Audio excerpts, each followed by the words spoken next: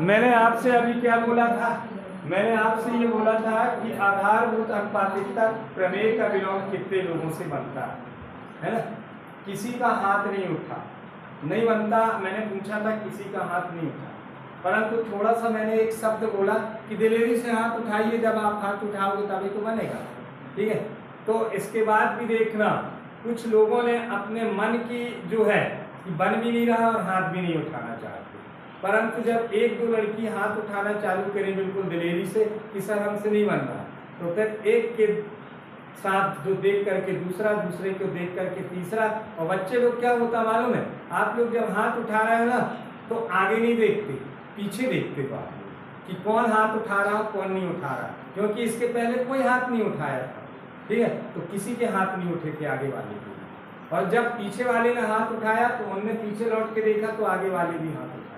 मतलब सिस्टम में जो खराबी है, सिस्टम खराब नहीं है, सिस्टम के जो तंत्र हैं, जो अंग है ना, वो खराब है। वो आप लोग, आप जब तक अपने अंदर की, ठीक है ना, अंदर की जो कुंठित भावनाएं जो है, अपने अंदर का जो मूर्खतापन है, जब तक आप उसको सामने नहीं लाओगे, दिलेरी से जब तक आप नहीं पूछोगे, जब तक आप मूर्ख नहीं बनोगे, आप बोलोगे कि नहीं हम मूर्ख हैं और यहाँ पर सीखने के लिए आए, जब तक आप बताओगे नहीं तब तक आपसे वो चीज नहीं बनेगी। ठीक है, और उसके लिए क्या है, होशियार बनने के लिए क्या होता है पता है? होशियार बनने के लिए आपको देना पड़ेगा टाइम।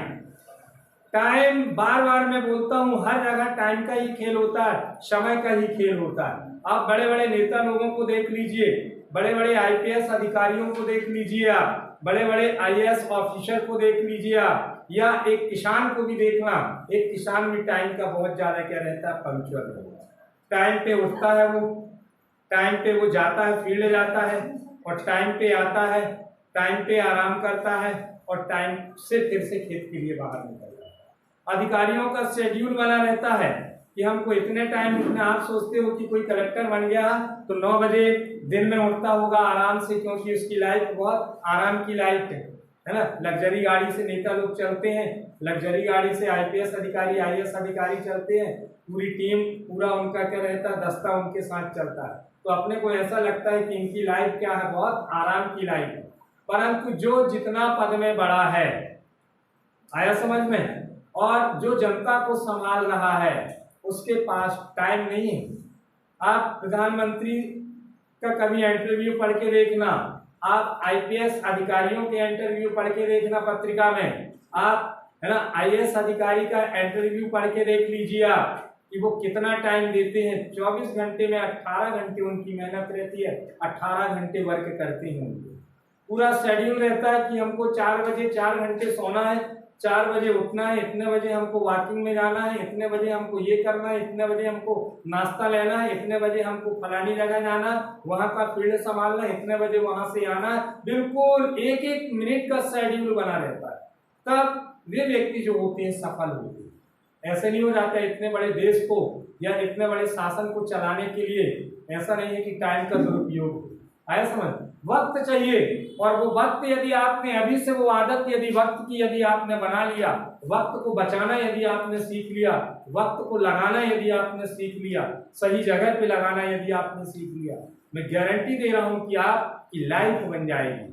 आ रहा समझ में? तब आपको पता चलेगा कि टाइम की कीमत क्या होती है। सुबह आप उठने का टाइम बनाइए, खाने का टाइम बनाइए, नहाने का टाइम बनाइए, पूरा आप पढ़ने का टाइम टेबल बना लीजिए, क्योंकि एक विषय से कुछ होने वाला नहीं, आपको सारे विषय देखना पड़ेगा, है ना। संस्कृत बिल्कुल सिंपल सा विषय, उसको आप बिल्कुल मत मानिए, उसमें आप स्कोरिंग विषय है, संस्कृत स्कोरिंग विषय है, हिंदी आ रहा समझ में, इन पे आप स्कोर करिए, इन पे आप टाइम दीजिए, ये आपको ना आपके परसेंटेज को अपने आप बढ़ा देंगी। परंतु सब मानते क्या है, टाइम मानते हैं, और पूरी एक विद्यार्थी की दिनचर्या तो बिल्कुल टाइम पे ही होना चाहिए। वक्त लगाइए, वक्त दीजिए, ठीक है। और जब आप वक्त दोगे तो वक्त भी आपको ना ब्याज सहित देगा, टाइम भी आपको ब्याज सहित वापिस करेगा। आज की लाइफ उतनी ही अच्छी बनेगी। आया समझ? आपका पूरा शरीर जो बॉडी जो है पूरी मैनेजमेंट हो जाएगी। आप 18 घंटे भी काम करोगे, इसके बाद बावजूद भी आपको थकान नहीं लगेगी। मैं खुद 14 घंटे पढ़ाने वाला हूँ, है ना। 5 बजे मैं खुद उठता हूँ और 5 बजे उठने के बाद मेरा पूरा शेड्यूल बना रहता है। आया समझ में कि मेरे को 15 मिनट क्या करना है, कैसा करना है और कितने बजे। मैं आपको बता दूं 5:30 बजे मैं 2 ब्रेड खा लेता हूँ, मेरे को भूख लग जाती क्योंकि मेरी दिनचर्या में शामिल है।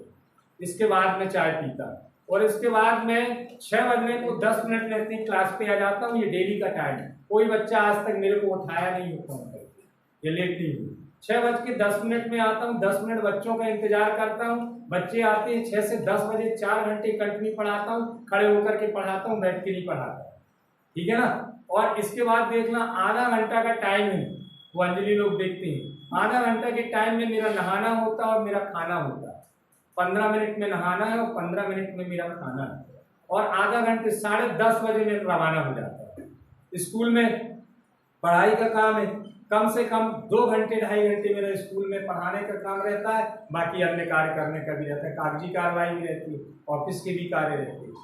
4 बजे वहां से छूटा, 4:30 बजे यहाँ आया मैं, 4:30 बजे में 15 मिनट में मैं चाय मुंह हाथ धुलूंगा, चाय नाश्ता करूंगा और फिर से यहाँ आ जाऊंगा।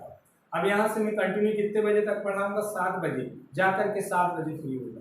अब कोई आदमी अभी ऐसी मेहनत जो करता है, आप कहते हैं कि वो बीमार क्यों नहीं होता, वो बीमार इसलिए नहीं होता कि पूरा टाइम मैनेजमेंट उनका बना रहता है, शेड्यूल बना रहता है और इसके कारण से उसकी क्या बन जाती है, हैबिट बन जाती है। आया समझ में। आप कोई भी काम को करके देखिए, फर्स्ट दिन आप दौड़ के देख लीजिए, आप थक जाओगे, परंतु वो थकना यदि दूसरे दिन बंद नहीं करे, आपने दौड़ना बंद नहीं किए तो दूसरे दिन थोड़ी सी थकान और लगेगी, तीसरे दिन फिर यदि आप रनिंग पे आ जाओगे